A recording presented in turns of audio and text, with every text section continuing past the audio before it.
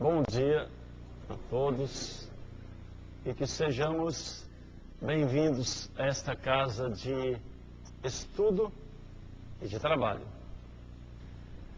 Na condição de professor, que ainda continuo, eu gostaria de fazer uma primeira colocação para vocês. Vocês, a maioria, deve ter filho em escola. E é comum, na volta da escola, os pais perguntarem aos filhos sobre como foram as aulas, o que é que eles aprenderam.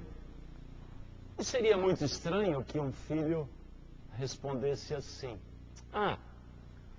hoje eu assisti a 6 aulas, mas não aprendi nada não. E o pai dissesse assim: não faz mal, amanhã você vai de novo à escola. Vamos transferir isso para nós agora, nós todos, entre os quais me incluo.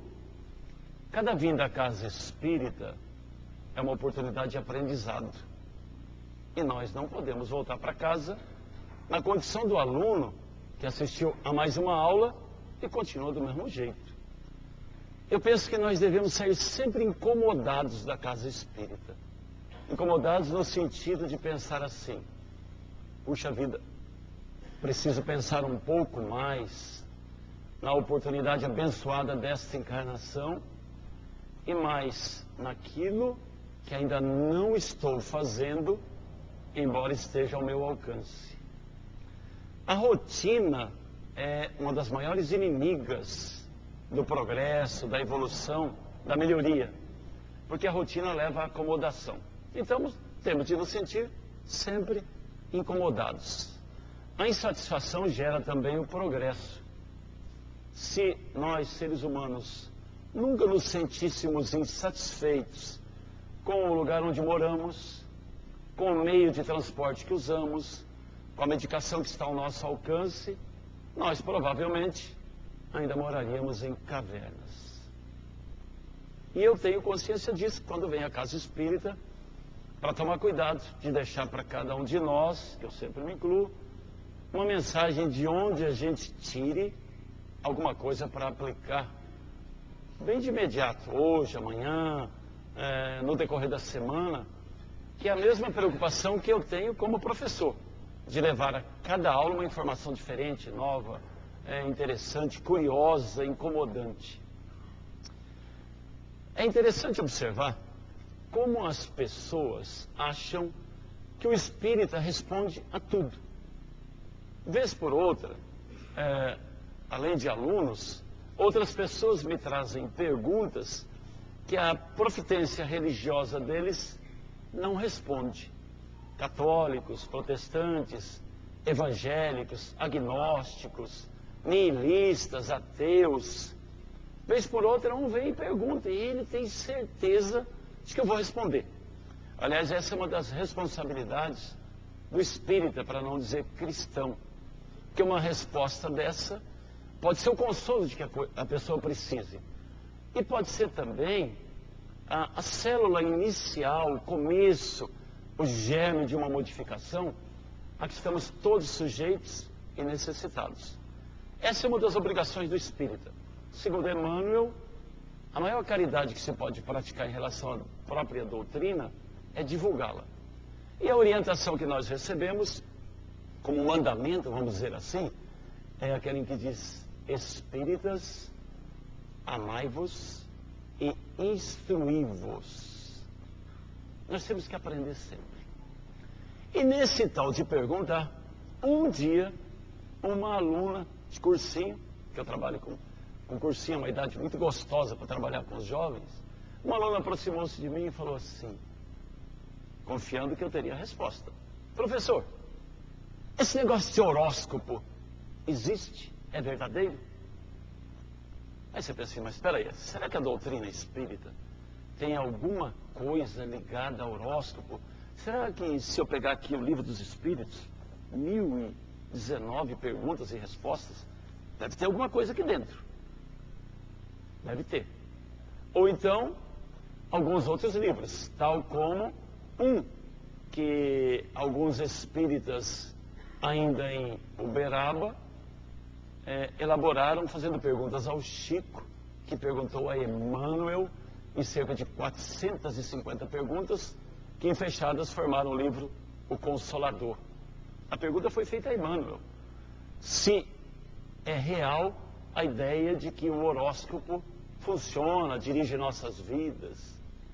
E Emmanuel responde assim: olha, a posição de astros, corpos celestes, a posição do zênite do universo é importante, sim, porque há uma espécie de magnetismo entre os astros que de alguma forma influencia o espírito no momento em que seu corpo é concebido. Aí a menina falou assim: então é verdadeiro? Eu falei: calma, não é desse jeito não. Há pessoas que não saem de casa sem ler horóscopo. E se estiver escrito lá no horóscopo: olha, hoje é melhor você ficar em casa, não há quem atire de lá. Algumas outras, mais novas, esperançosas de encontrar o companheiro ou a companheira, entre outras práticas, costumam consultar o horóscopo. E ela falou: então, o que o senhor acha? Eu falei: mas antes disso, eu preciso te contar uma história muito rápida. Aí você julgue. Em 1969, 41 anos atrás, eu cheguei aqui a São José do Rio Preto, numa manhã de 28 de maio. 28 de maio de 1969. E cheguei aqui enganado. Eu peguei o ônibus errado. Era para ir para São José do Rio Pardo e eu vim para São José do Rio Preto. A diferença é pequena, de tonalidade, mas mudou a minha vida. Eu havia feito um concurso para trabalhar no Senai, uma escola de aprendizagem industrial. E fui o primeiro a escolher a vaga. Eu era muito estudioso, consegui me classificar bem. E a moça da Secretaria da Administração Regional me entregou as fichas e falou: essas são as escolas disponíveis, você pode escolher. E eu puxei a fichinha São José do Rio Preto, Pardo. Não vi que a cor era um pouquinho diferente. Aí a moça falou: nós vamos providenciar a passagem, o senhor vai para lá hoje ainda, sumir na segunda-feira. Isso era uma sexta-feira, eu viria para cá na sexta-feira, sumiria no sábado de manhã e já ficaria trabalhando. Eu fui até a rodoviária em São Paulo, nessa época, num lugar completamente diferente, perto da Estação da Luz. Entrei num ônibus da aviação Cometa. Era para entrar num ônibus da aviação Nasser, que ia até São José. E não percebi nada. Entrei, plataforma tal, acomodei-me. Desci aqui em São José do Rio Preto. Um dia escuro, um frio que fazia que era uma coisa absurda. Desci na estação da Cometa, que era ali na rua Tiradentes, os mais antigos devem se lembrar. E fui à caça do hotel Acalanto, que era de meu tio, um hotel muito grande, porque eu ficaria hospedado. Era uma pessoa porque eu tinha uma estima muito grande e que me amava muito, meu tio Aristides. Aí subi e olhei, estranhei a cidade, mas era escuro e eu não sabia para que rumo eu ia. E havia um ponto de táxi ali perto. Aí eu fui até um taxista e perguntei: por favor, o hotel Acalanto. Sabe aquele olhar que um olha para o outro, assim, eram dois, um olhou para o outro, aquele olhar de desânimo que você fala assim: não sabem. Aí um olhou para o outro: Acalanto? Falei: hotel Acalanto, o maior hotel da cidade. Sabe, fulano? Nunca ouvi falar. Falei: esses caras são novos aqui, né? Eu falei: deixa eu andar. E andei, voltei. Falei: gente, o hotel Acalanto fica em cima da Caixa Econômica Estadual. Falei: então é ali, só virar aqui. Falei: puxa vida, esses caras estão dormindo. Aí tem o prédio lá onde funcionava a Caixa Econômica Estadual, funciona ainda. Eu fui até lá, olhei e falei: mas cadê o hotel? Cadê esse bendito hotel? E aí eu olhei para o lado de baixo, ainda não havia rodoviária, e a gente via a represa lá embaixo, que é o Rio Pardo, lá de São José do Rio Pardo. E a gente via do hotel. Falei: o rio está ali. Gente, eu estou perdido. Como é que é possível? Aí eu contei os passos, voltei. Aí eu comecei a ficar preocupado. E o dia começou a clarear. Falei: eu vou voltar ali lá. Voltei lá no guichezinho da Cometa, cheguei para o rapaz e falei: eu preciso de uma informação do senhor.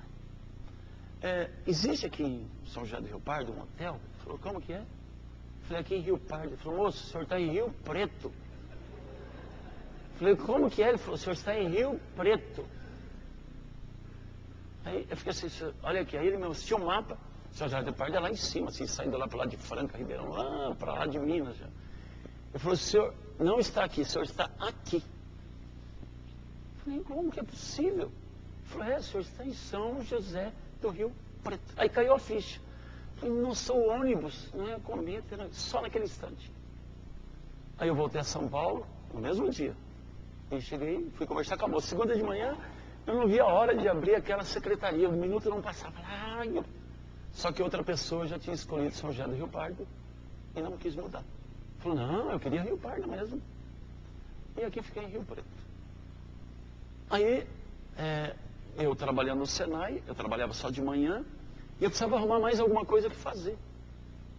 Aí eu fui a um jornal que existia aqui, porque eu já escrevi alguns artigos para jornais de Minas Gerais. Eu era um freelancer. Aí procurei o editor do jornal e falei, olha, eu faço alguns artigos, escrevo sobre diversos assuntos, pesquiso. Falei, então, agora, por enquanto, não estão precisando de ninguém. O senhor entende de horóscopo? Falei, claro, nossa, lógico, claro que entendo. Falei, então nós estamos precisando de alguém que faça horóscopo. Falei, está falando com a pessoa indicada, certinha. Nunca tinha nem lido, não lia, nem sabia, mas a gente tem que trabalhar, né? Aí falou, então, você poderia começar quando? Se o senhor quiser, eu começo para o jornal de amanhã já. Falei, então, vamos lá, vamos acertar. E quando acertei, era uma merrequinha, mas ajudava. Nessa época nós estávamos vivendo uma situação muito difícil, porque meu pai tinha passado por uma doença muito longa e tinha consumido tudo que a gente tinha, casa, tudo. E eu precisava ganhar. Aí eu fui até a livraria Giovinazzo, ele tinha várias, procurar revistas usadas, Capricho, Grande Hotel, Sétimo Céu, algumas pessoas devem se lembrar dessas revistas, né? Aí eu comprei várias e elas traziam horóscopos. E aí eu virei horoscopista, que inventei um nome meio esquisito. E eu pegava lá das revistas e eu montava o meu, só com coisa boa, nunca pus coisa ruim. Olha, fique atenta, a pessoa da sua vida passará perto de você hoje. Cuidado com o que você diz. Nossa, eu tenho remorso até hoje. Mas eu só escrevia coisa boa, só coisa boa. E se naquela época eu fosse espírita, não era, e eu tivesse sinal verde, agenda cristã, eu teria aproveitado muito também. Ia inserir ali. E tudo ia muito bem, durou um ano. Aí eu falei, tá vendo, menina? Vixe, professor. Eu falei, mas... Aí um belo dia eu chego lá e o diretor do jornal veio, preciso falar com você. Eu falei, o que foi? Ele falou, um problema aí. Eu falei, o que foi? Ele falou, um senhor aí ligou pra gente muito bravo. E por quê? O que aconteceu? Ele falou, então, ele leu o horóscopo dele de domingo, que dizia assim, olha, hoje o dia para você vai ser muito bom, você terá notícias agradáveis, você se sentirá muito feliz. E ele falou assim, vocês me põem isso no horóscopo e o América perdeu de 7-0 hoje. Eu sou americano, como é que vocês me põem um negócio desse no jornal? Que o dia ia ser muito bom. O América tinha perdido 7-0. E aí ele falou, olha, acho que é melhor a gente parar com esse trem, né? Eu falei, vamos parar. Aí eu já tinha pego mais aulas, dispensei, mas eu confesso, eu tenho remorso até hoje. Até hoje. Aí eu falei para a menina, então você precisa tomar muito cuidado. Eu falei, em vez de horóscopo, eu vou te indicar um outro livro para você ler toda manhã. Indiquei para ela um livrinho de Torres Pastorinho, que se chama Minutos de Sabedoria. Eu falei, um excelente horóscopo para todos os dias. Você vai marcando e cada dia lê uma página. É um horóscopo. Falei, se sobrar tempo, aí indiquei também Sinal Verde, que são preceitos diários que a gente... Olha, se a gente conseguisse colocar em prática o que está no livro Sinal Verde, a gente ficaria perfeito. Não dá para colocar tudo em prática, mas algumas coisas a gente vai modificando. E a partir daí, eu fiquei com uma outra preocupação. Essa dos horóscopos, que ela deriva para uma outra pergunta. Será que existe destino? Será que quando nós encarnamos, já está traçado o nosso destino? O que é que nós vamos ser? Porque eu estava lá em São Paulo, trabalhando, lecionando em São Paulo, eu já trabalhava num cursinho nessa época, tinha 19 anos, e trabalhava com cursinho já, era professor de português. E vim parar aqui. E eu acho que foi uma das medidas mais acertadas da minha vida. Porque aqui eu encontrei a doutrina espírita, aqui eu fiz amigos, aqui eu encontrei a minha esposa, que está ali, a Nilza também, que me fez muito bem, me faz. Então, ajudou o meu destino de alguma maneira, assim. Eu não sei o que teria acontecido se eu tivesse ido para Rio Pardo, mas não acredito que fosse melhor que aqui, porque aqui é muito bom. E aí eu pensei assim, será que o livro dos Espíritos responde? Responde. Perguntas 851, 852. A pergunta é assim, de lei de liberdade. Existe fatalismo, que é o mesmo que destino. Quer dizer, é fatal tudo que vai acontecer para a gente? A espiritualidade responde. Existe sim, mas só para as coisas de natureza física.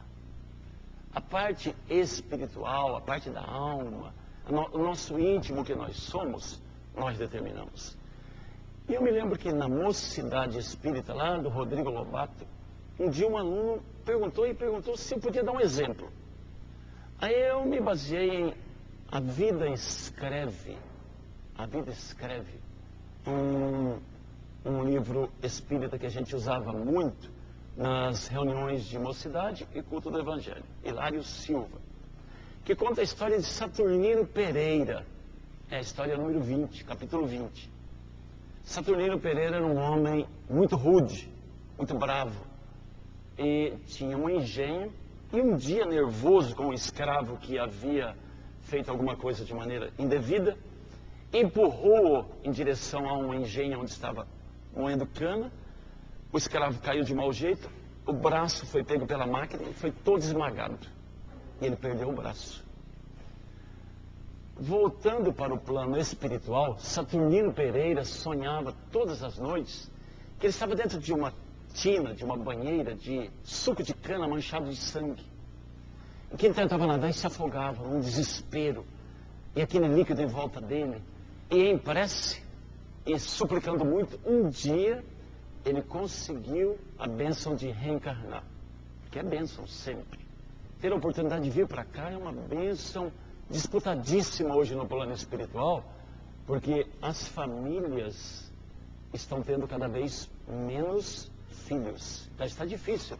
Emmanuel diz que as filas de pedir para reencarnar no plano espiritual são de extensão enorme, que não se imagina. E até uma vez se perguntou ao Chico, o pessoal está tendo menos filho, o que está acontecendo? Ele falou, principalmente as pessoas que têm mais possibilidade de terem filhos, as que são mais abonadas, que têm recursos, elas têm cada vez menos filhos. Ele falou, apenas as pessoas mais humildes é que ainda têm muitos filhos. Aí a resposta do Chico, meu filho, as famílias mais abastadas estão fazendo menopausa. E as outras, menos pausa. Essa é a explicação. E aí, o Saturnino conseguiu, talvez com uma mulher que estivesse fazendo menos pausa, vir para cá. Reencarnou, mas nós trazemos marcas no perispírito. E essa era uma marca, a perda do braço. Às vezes a pessoa pensa, mas então a justiça divina é vingativa? Não. Quem sente a dor que causou ao outro, dificilmente a repete para um terceiro. É uma lei de ação e reação. Então estava marcado, na reencarnação de Saturnino Pereira, a perda de um braço. Um dia, lidando com uma máquina, Saturnino Pereira prendeu um dos dedos e perdeu parte dele.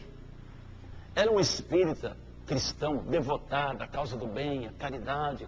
E as pessoas perguntavam assim, como é que um homem tão dedicado e tão bom sofre um acidente assim de perder uma parte do dedo, gente? Do lado de lá, o pessoal já tinha estudado o caso dele e, pela própria ação que ele desenvolvia, ele havia diminuído de braço para dedo. Porque mesmo nos casos em que haja uma marca física, e a pergunta 852 responde a isso, nós podemos mudá-la através daquilo que desenvolvemos. Nós podemos sair desse círculo rigoroso da lei, que é o que a lei está aprendendo a fazer aqui no mundo, a lei dos homens, aprendendo a reeducar ao invés de apenas castigar. Então eu respondia, olha, esse negócio de determinismo, de não haver livre-arbítrio, não existe. Nós estamos aqui dentro de um programa, mas muita gente desacredita do programa. Há alunos que me dizem assim, eu sou muito burro, eu não vou aprender, eu não vou conseguir passar. Bom, se você está dizendo que não vai conseguir, ninguém melhor que você para não conseguir. A partir do instante que você desanima, você realmente está derrotado. E eu precisava achar alguma coisa que sustentasse isso, além do Livro dos Espíritos. Então eu busquei 3 fatos, 3 histórias em que a gente precisa pensar um pouco. Uma delas envolve uma professora. É bom a gente saber que toda vez que nós encarnarmos com grandes dificuldades, um ou mais espíritos amigos reencarnam um pouco antes ou paralelamente a nós para nos apoiar.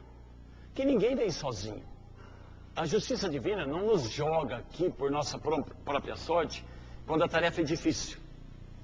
Então, uma professora, 21 anos de idade, vai à casa da família de uma sua aluna que está na 2ª série, equivalente a mais ou menos 8 anos hoje, Estados Unidos. Essa professora chama-se Anne Sullivan. E ela está interessada no desenvolvimento da criança que é sua aluna. Conversando com a mãe dessa criança, Anne Sullivan vê uma outra criança que tem 6 anos, sentada assim do lado, no quintal da casa, esgaravatando o chão, brincando no chão assim com um pedacinho de madeira, brincando com a terra. Ela olha e fala assim, é sua filha também? E a mãe disse, é minha filha mais nova. Quantos anos ela tem? 6 anos. Ah, então só o ano que vem que ela vai à escola? Eu falei, não, ela não vai à escola. Mas por quê? Você, porque não adianta. Eu falei, mas não adianta como? Falou, ela é surda, cega e muda. É que nem um bichinho, ela fica só assim ali, ó. A gente põe pra cá, põe pra lá, dá comida, só isso. Aí a Anne Sullivan ficou incomodada com aquilo. Falou, mas ela não enxerga. Falou, não, ela teve uma doença quando tinha 2 anos e um pouquinho. Uma doença muito grave, era até essa idade uma criatura normal. E por decorrência da doença, ela foi ficando assim, nós nem percebemos direito. Aos poucos a gente percebeu que primeiro ela não enxergava e não ouvia, e as poucas palavras que ela falava, ela parou de falar porque ela emudeceu. Ela deixou de ouvir. E ela faz só alguns ruídos, alguns barulhos. Anne Sullivan foi para casa incomodada. Não dormiu direito aquela noite. Voltou no dia seguinte à casa e disse, eu não me conformo. Não pode ser isso. Onde está Deus que deixa uma criança dessa assim? Não pode ser. E a mãe falou, minha filha, é assim mesmo. É o destino. Ela falou, não. Deixa eu tentar alguma coisa. Foi até perto da menina, tomou as mãos da menina e apertou. Estavam se encontrando ali o espírito protetor, que havia reencarnado 20 e poucos anos antes, e a menina que tinha uma tarefa difícil naquela encarnação. Anne Sullivan estava encontrando a protegida dela, Helen Keller.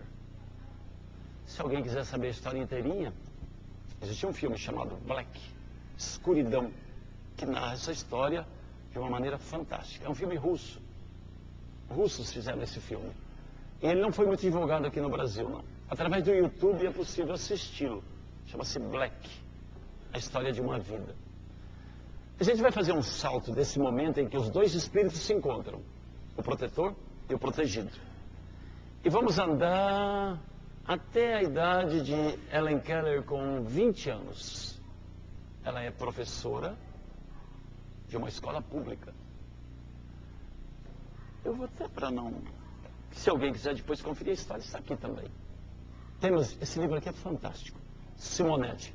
Aliás, o Simonetti é outra criatura que eu acho que é espírito protetor de todos nós, porque os livros que ele produz são fantásticos. No livro Temas de Hoje, Problemas de Sempre, Exemplo Inesquecível é o título da obra. E Helen Keller consegue, nessa época aqui, ela não consegue muito não, ela é professora só das seguintes disciplinas: geografia, álgebra, botânica, ciências físicas, zoologia e filosofia. Aí vocês vão me perguntar assim, espera aí, cega, surda e muda? Como? Ela havia pronunciado, até os 2 anos e pouco, algumas palavras. Foi daí que Annie Sullivan, através do tato, conseguiu fazer que a menina voltasse a falar. Ela não falava porque não ouvia, mas falava respondendo ao impulso das mãos. Segundo os cientistas, é um caso único no mundo. Mas como é possível? Porque o impossível não existe. O impossível é a desculpa que nós damos para aquilo que nós não queremos, ou não podemos, ou não estamos dispostos a fazer. Mas observem bem, o espírito amigo ali do lado. Qual é o nosso espírito amigo? Quem é que está ao nosso lado? Quando é que ele vai reencarnar? Será que já está reencarnado? Às vezes nós pensamos que vivemos independentemente. E quem se julga sozinho, quase sempre está abandonado mesmo. A história de Helen Keller não existiria não fosse Annie Sullivan assumir esse papel de sacrifício para levantá-la disso. Se nós olharmos à volta, nós encontraremos o espírito amigo, ou encarnado, ou à espera de uma prece em que nos coloquemos à disposição dele, para que ele nos intua. Ele não vai fazer por nós, nós faremos com a ajuda dele. Segundo caso, Franz Rosenzweig. Eu vou fazer até um paralelo dele com Camilo Castelo Branco. Quem estudou, fez colegial, fez literatura, deve se lembrar de Camilo Castelo Branco. Ou pelo menos de 2 livros que ele escreveu que ficaram famosos. Entre os mais de 100 que ele produziu em Portugal, no século XIX. Um deles chamado Amor de Perdição. Será que alguém leu esse livro na escola? É um livro pesado, horrível, de sofrimento, de angústia, de suicídio, de morte, de desgraças infinitas. E outro chamado Amor de Salvação. Camilo Castelo Branco e Franz Rosenzweig, eles têm um paralelo pelo seguinte. Franz Rosenzweig, aos 62 anos, era um filósofo alemão. Ele foi acometido de uma artrose amiotrófica lateral que foi paralisando todos os músculos do seu corpo, ao ponto de, em 2 anos, deixá-lo completamente paralítico, com movimento apenas dos olhos, só dos olhos.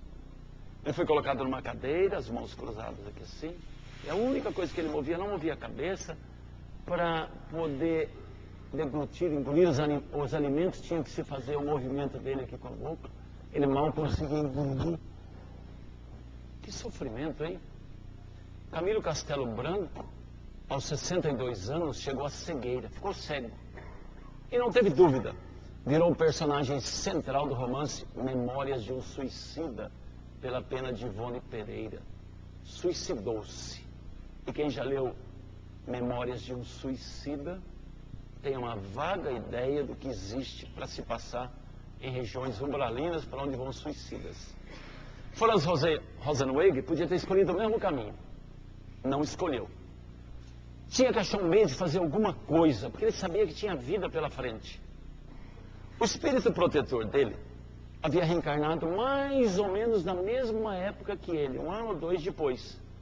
E ele se encontrou com esse espírito amigo no altar. Era a esposa. Com a esposa ele combinou o seguinte: vamos fazer um teclado. Ele piscava, só piscava. Então, para se comunicar, quando a mulher dizia alguma coisa, a aquiescência era piscar uma vez, ou não, eram 2 vezes. E se comunicava com a esposa. E a esposa um dia, perguntando a ele se havia um jeito de se comunicar melhor, sim, tal, isso, aquilo, chegaram ao seguinte: desenharam na parede um teclado, com todas as letras do alfabeto, como se fosse um teclado de um computador, mas desenhado, como se fosse aqui na lousa, letras grandes. A esposa vinha, apontava a letra, piscava uma vez, essa. Aí ela corria a mão, piscava, ela parava, para achar cada palavra. Deve dar um trabalho danado para se comunicar assim. Por exemplo, para dizer assim, eu gosto de você, levaria um tempão, hein? Levaria um tempão. Mas ele conseguiu fazer alguma coisa. Traduziu para o alemão a Bíblia. É a melhor tradução que existe para o alemão da Bíblia. Levou 12 anos. Todos os dias, 12 anos, traduziu a Bíblia inteirinha para o alemão. Se ele tivesse traduzido só as letras Z, que existem na Bíblia, que são 5.500, já levaria um tempo danado. Mas traduziu os 48 livros, um a um, letra por letra. Esse seguramente não acreditava em determinismo para o mal, para o sofrimento, para a angústia. Porque muitas pessoas combinam do lado de lá provas para passar para o lado de cá. Aí vem para cá. Esquece o combinado.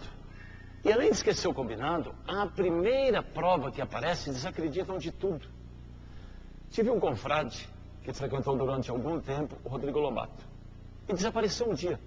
Como é comum desaparecer de vez em quando? As pessoas vêm, às vezes não é o lugar onde se sentem felizes, onde não se encontram e vão embora.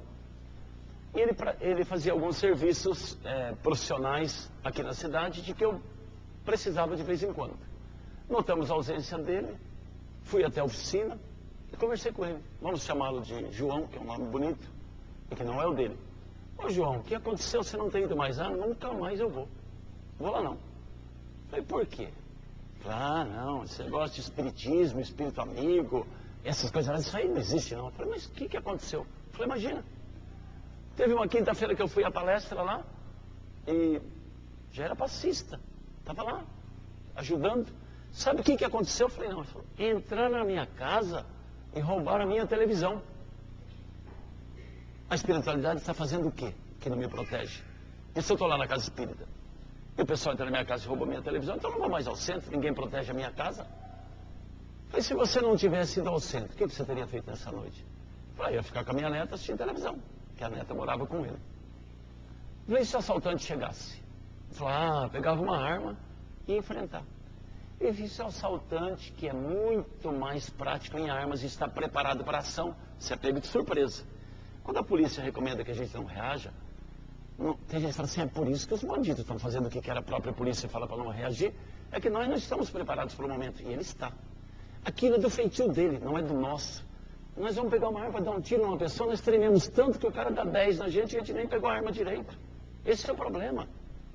Ele falou, eu pegaria uma arma e daria um tiro nele. Eu falei, e se ele pegasse a arma, se ele usasse a arma que já estava na mão, e atirasse em você ou na sua neta? Ficaria mais caro que uma televisão? Ficou pensando, falei. Aí recuperou a televisão, falou, não, eu já comprei outra. Falou, você não compraria outra neta, nem compraria outra vida. Talvez a espiritualidade nessa noite tivesse intuído você assim, olha, hoje você não falte ao centro, vá para que não lhe aconteça coisa ruim aqui. Há um espírito muito influenciado pelo mal, que preparou-se durante dias para entrar em sua casa, vai vir armado e reagirá a qualquer ação sua. E pode inclusive feri-lo ou levar à morte um de vocês dois. Afaste-se daqui hoje. Você tem recursos para comprar outra televisão. E talvez você tenha ouvido tudo isso. E nesse dia não tenha faltado a casa espírita. Eu falei assim, nossa, mas que explicação, hein? Eu falei, você tem uma melhor? Se é. Pensando bem, não tem, não. Voltou à casa espírita. Aí no primeiro dia que ele voltou, ele falou assim para mim, eu voltei. Só que se roubarem outra televisão, eu vou reclamar para a espiritualidade, viu? Porque toda hora roubando televisão, roubando televisão. Eu falei, você tomou cuidado com a sua casa, fechou as portas direitinho, olhou com cuidado tudo. Eu falei, então, você fez a sua parte. Se a espiritualidade optar por colocar um guarda lá na porta da sua casa, tudo bem, eu acho muito difícil. Você esteja preparado, porque quem tem, perde. Essa é a lei. Se eu não tivesse televisão, eu levaria outra coisa, não levaria a TV. Não tô. Esse é um mal de nós outros também. É a gente interpretar as coisas dentro do nosso interesse. Então, se as coisas não estão indo como a gente quer, meu destino, é o meu destino mesmo é sofrer. Ninguém reencarna para sofrer. Qualquer um de nós que não esteja bem preparado para reencarnar, fica do lado de lá ainda. Quando nós aportamos ao planeta, quando nós desembarcamos aqui no planeta Terra, é porque nós temos algum preparo para nos desincumbirmos de nossa missão, sem muita angústia, sem muito sofrimento e com proveito. Algum sofrimento existe. Isso aqui é um hospital. Eu não imagino uma pessoa chegando a um hospital pedindo para ser internada porque quer passar algum tempo lá dentro. Não existe isso. A pessoa não iria a um hospital para isso. Estão no hospital, geralmente, pessoas doentes. E alguns outros que estão lá para cuidar dos doentes. Mas que também tem uma tarefa, uma missão. A Terra é planeta de expiação e provas. Não é um planeta de passeio.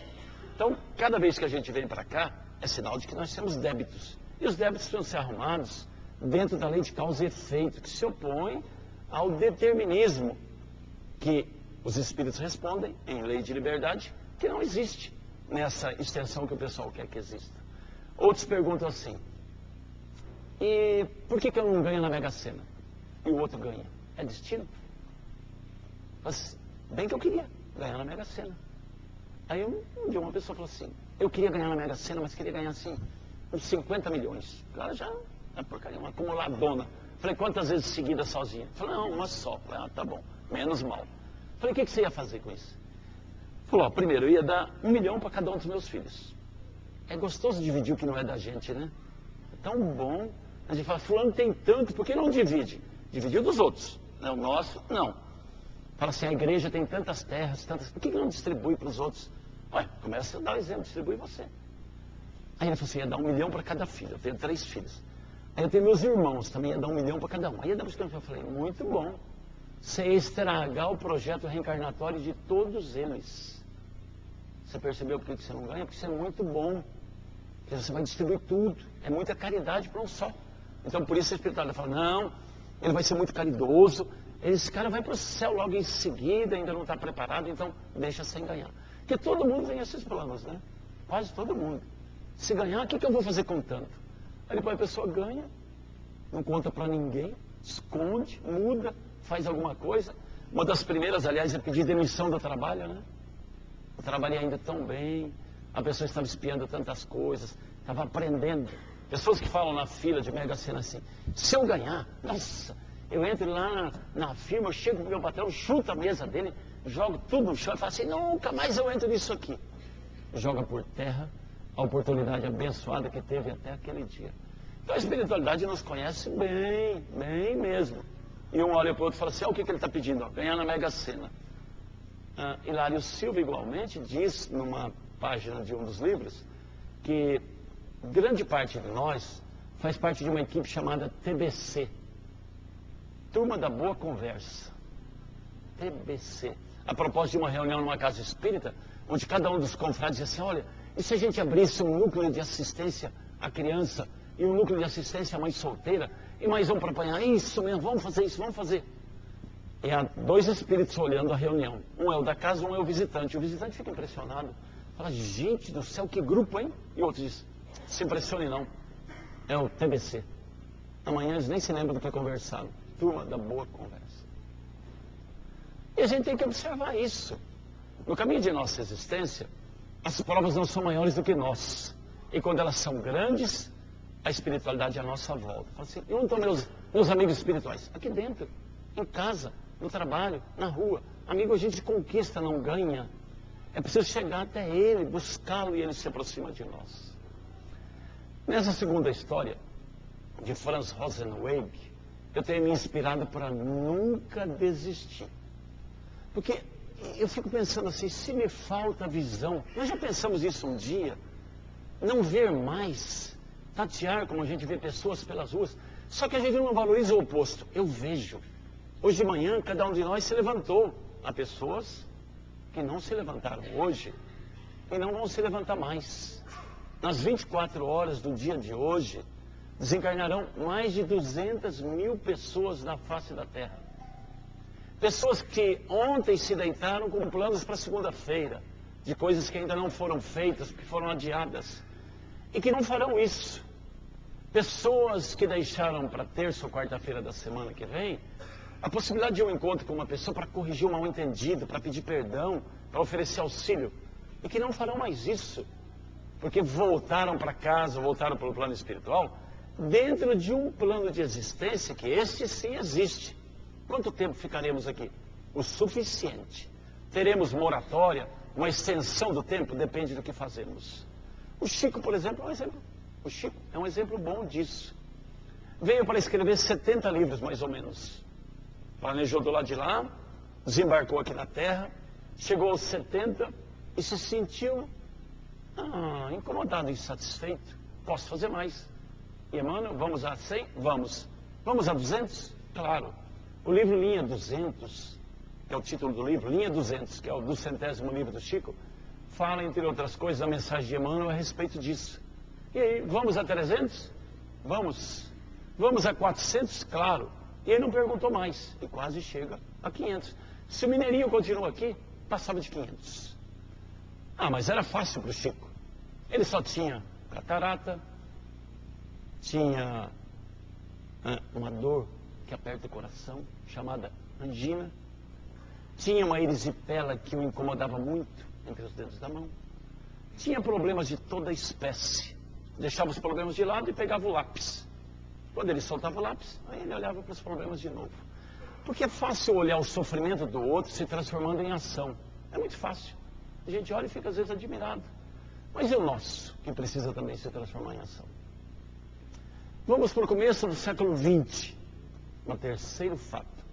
Um menino de 12 anos está se afogando num lago na Inglaterra. Esse menino é filho de um lord inglês, muito rico. E foi brincar, esqueceu que o lago era fundo, não sabe nadar e está se afogando realmente. Numa casa acima do lago, à distância, um jardineiro está trabalhando. E o filho dele, de 12 anos igualmente, está à beira do lago também. E vê o menino se afogando. E não tem dúvida. Se atira às águas, agarra o menino e o traz de volta à margem, já quase morto. E o deita ali sobre a grama, e acorrem pessoas e acordam e o menino volta a respirar. O pai, avisado da quase tragédia, corre para lá. E ao ver o filho deitado ali se recuperando, tem um ataque de choro, de emoção incontida e abraça o filho único e fica sabendo do ocorrido. E vê o filho do jardineiro ainda molhado, as roupas humildes, corre abraçar e fala: você salvou meu filho, meu único filho, você salvou a minha vida. Que é sabido que a lei de desencarnar e voltar para lá, ela tem um ritmo um pouco diferente desse. Os filósofos dizem que quando a gente perde os pais, quando os filhos enterram os pais, os filhos perdem um pouco da história. Agora, quando pais enterram filhos, eles perdem o futuro. É diferente, é incontida, a dor é muito grande. E o pai abraçando o filho ali espelhava essa máxima da filosofia. O meu futuro quase se foi, o meu filho. Ele olha para o menino e diz assim: menino, o que você quer como recompensa? O menino fica quieto. Mas o pai dele, o jardineiro, se aproxima. Ele diz: me diga, senhor, o que o senhor quer? Quanto o senhor quer? Eu tenho dinheiro, eu tenho propriedade, senhor. Peça o que o senhor quiser. Quanto o senhor quer? O pai diz: não, eu não quero nada. Eu não quero, mas peça, eu posso, eu quero. Falou: então, se o senhor quiser mesmo e puder, pague a educação de meu filho. Meu filho gosta muito de estudar. Ele vive com livros nas mãos. E eu não tenho posses. E ele sonha muito. Aí o Lorde vira-se para o menino, 12 anos, e fala assim: menino, o que é que você quer estudar? Ele diz: eu quero ser médico. Então eu vou custear seus estudos e você vai ser médico. E não só o diz, mas faz. O menino vai estudar e a vida afasta os dois meninos. O de 12 anos, que foi salvo, vai fazer uma carreira de diplomacia. E este outro vai para a medicina. Eles se encontram outra vez em 1943. Mas é um encontro, até certo ponto, diferente. Um dos meninos é médico. O outro, na Inglaterra, é primeiro-ministro. Winston Churchill. Um homem que segurou com seu plano o avanço hitlerista daquela história de uma raça ariana pura. Só que Winston Churchill está cometido de uma infecção gravíssima e vai desencarnar. Porque não existe remédio para isso. Não existe remédio, não. Há uma medicação que está sendo ultimada, são as últimas experiências. 3 médicos estão terminando as experiências com penicilina. Um deles, Alexander Fleming, é o menino, filho do jardineiro, que está ultimando esses preparativos. Eles vão a Londres e o uso da penicilina em seu estágio inicial de experimento salva a vida de Winston Churchill. Esse médico, Alexander Fleming, Prêmio Nobel de Medicina de 1945, é o menino que foi salvo, é o menino que salvou Winston Churchill do afogamento. Aí a gente pergunta assim, eita espírito protetor danado, hein? 2 vezes. Primeiro tira o menino d'água, depois tira o menino das portas da morte. Quem quiser ler essa história bem interessante, acessa o YouTube e digita lá, Fleming e Churchill. É bom a gente sempre confirmar e ler. A história é mais longa, é bonita. E a gente fica pensando assim, peraí, quer dizer que os dois reencarnaram juntinhos. Deve ter ocorrido lá a seguinte conversa. Vai que eu também vou. Você vem mesmo? Vou. Olha que eu vou precisar de você, hein? Mais de uma vez. Fica tranquilo. Nós estamos juntos nisso. É que a gente não lembra essa conversa. E às vezes, nós afastamos o nosso amigo espiritual por uma rusgazinha, por uma briga, por um nariz virado. Brigamos com ele. E, por nossa conta, nos afastamos dele. E ele vai embora. Por isso a recomendação de que a gente não perca nunca a oportunidade. Primeiro, de fazer amigos. Segundo, de perdoá-los. Porque o preceito bíblico, perdoa ao seu inimigo, não é só esse não. Ao seu amigo também. Porque às vezes a pessoa fala, na Bíblia está falando que é só para perdoar inimigo. Um dia um aluno falou isso para mim. Eu falei, então tá certinho, agora virou seu inimigo, não virou? Então vai lá perdoar. Eu falei, mas aí, não virou inimigo? Tá certo, era amigo, virou inimigo, agora perdoa. Falou, não, mas eu não ficou bem inimigo. Eu falei, então vai perdoar o seu amigo. Eu falei, mas não tem jeito não, tem que perdoar. E aproximar-se de novo dele. Há casos em que irremediavelmente a pessoa se afasta. Azar nosso. Não nos faltam espíritos amigos para nos ajudar. Só que nós temos que tomar cuidado para não afastá-los. Essas 3 histórias ilustram bem a necessidade que a gente tem premente de observar os rumos de nossa existência. Não é preciso que a gente olhe para baixo, para os mais infelizes, para os que se abandonaram. Não, é só olhar para a gente mesmo e catalogar o que a gente tem que não pode perder, que ficaria infeliz. Porque nós costumamos catalogar regalias por direitos. Nós temos muitas regalias, algumas delas por empréstimo. Meu pai, que sempre foi muito bom conselheiro, um dia disse para mim assim, não reclame, não fique reclamando nunca. Por quê, pai? Porque é o seguinte, lá no céu, os santos e os anjos têm uma fichinha nossa. E lá está escrito tudo que a gente merece e não merece. Aí você começa a reclamar, e reclamar, e reclamar, alguém fica incomodado lá no céu. Como eu era um menino meio endiabrado, acho que era no outro lugar que estava a minha ficha. Mas vamos seguir a historinha de céu que tá bom, né? Se alguém pega a sua fichinha lá e começa a ler, fala assim, vamos ver, puxa vida, ele está reclamando tanto. Assim, interessante. Ele tem tal coisa, mas não era para ter, não. Opa, peraí, olha isso aqui que ele tem também. Quem foi que deu essa regalia para ele? Olha só, ainda não aconteceu tal coisa. Ah, pera lá, vamos corrigir a vida desse menino. E aí você vai receber algumas coisas muito ruins que eles tinham esquecido de mandar para você. Então você fica quieto, bem quietinho, não reclama, que assim você passa despercebido. E é mais ou menos isso. É mais ou menos isso.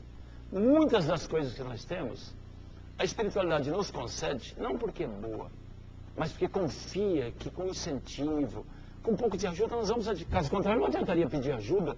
De vez em quando, nós fazemos uma prece. Me ajudem aqui, eu preciso. E é lícito fazer isso.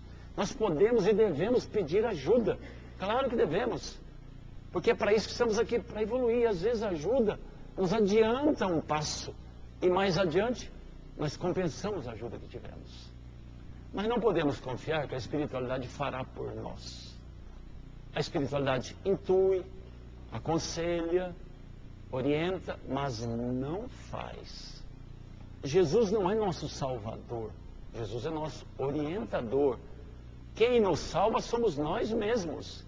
E esse é o grande mérito da luta, que nós consigamos vencer essas dificuldades que estão no nosso caminho. Horóscopo, determinismo, não, livre-arbítrio. Nós conquistamos isso.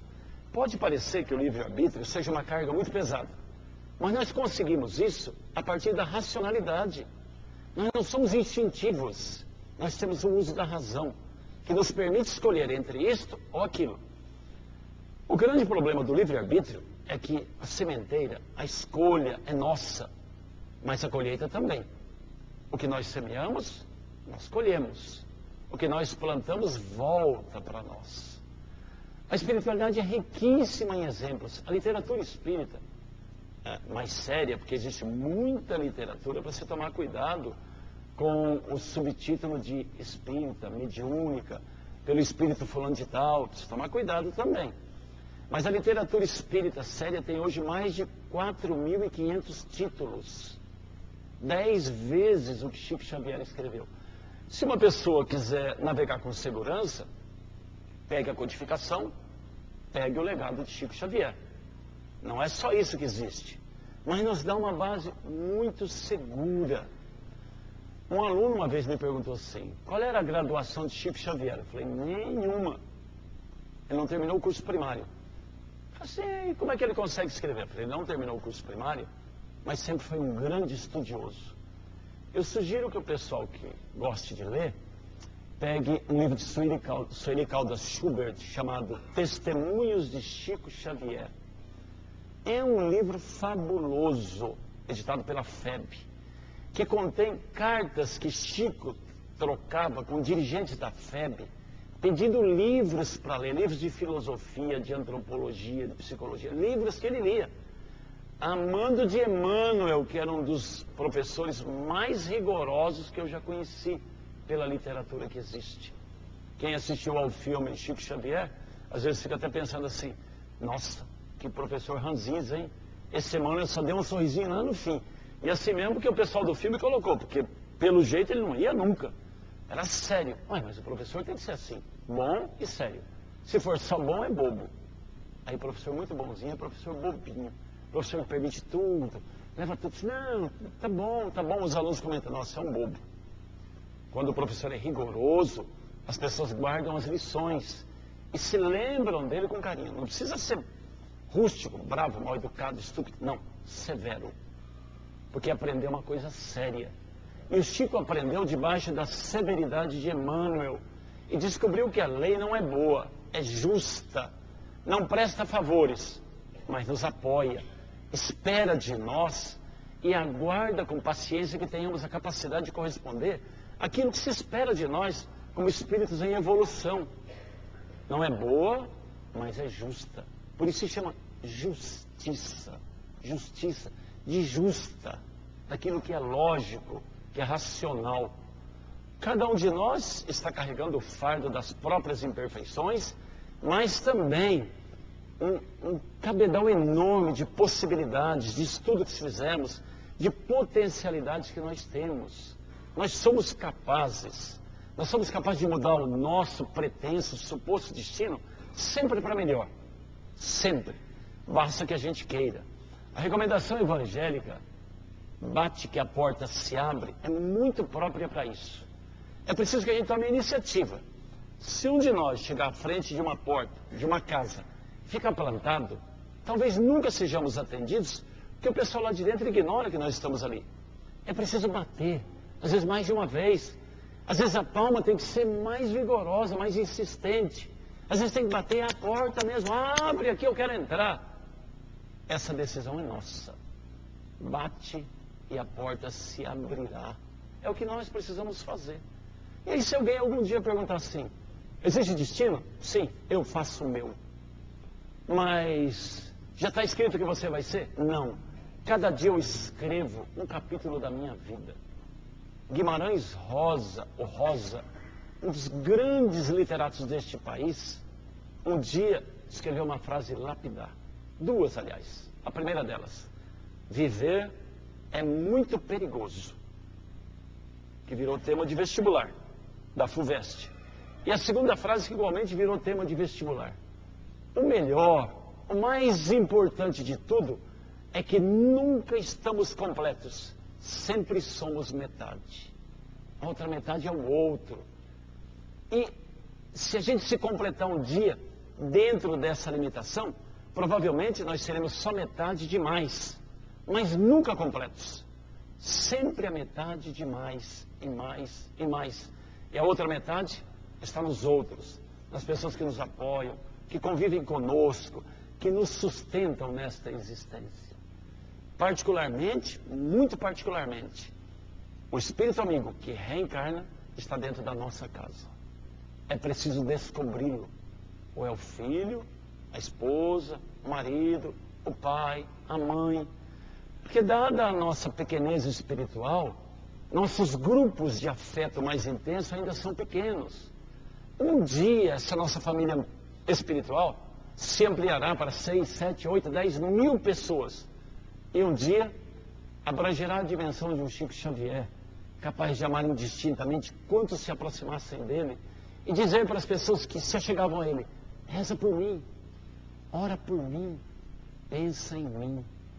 E as pessoas saindo pensando assim: o Chico pedindo isso para mim, um homem com essa elevação espiritual. O Chico sempre foi metade, embora de muito.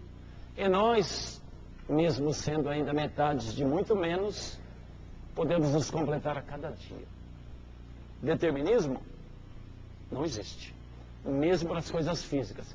Essas, inclusive, a gente mudará quando estendemos a mão ao próximo, quando nos melhoramos daquilo que somos para os outros e quando acreditamos claramente que esta encarnação neste país é uma das maiores bênçãos que nós temos. É um país mal administrado, mas é realmente a pátria do Evangelho. Nenhum outro país seria tão bom para nós, que viemos de longe. Se nós olharmos na esteira de nossos antepassados, todo mundo veio de fora. Tem um avô, um bisavô, um triavô espanhol, italiano, português, austríaco, alemão, e viemos todos para cá. Porque a justiça divina, no seu aspecto que tem de bondade, disse: vai lá para a pátria do Evangelho e cura-te. Vai lá e aproveita. E é o que nós precisamos fazer. Cada dia. Apareceu a oportunidade, agarremos-la. E vamos provar para o mundo, e para nós mesmos principalmente, que a gente traça o próprio destino. Possa Jesus nos abençoar nesta manhã de domingo e fazer que cada dia de nossa existência seja o reconhecimento das bênçãos que temos ao longo das 24 horas que esperam de nós ação e trabalho. Que Jesus nos abençoe.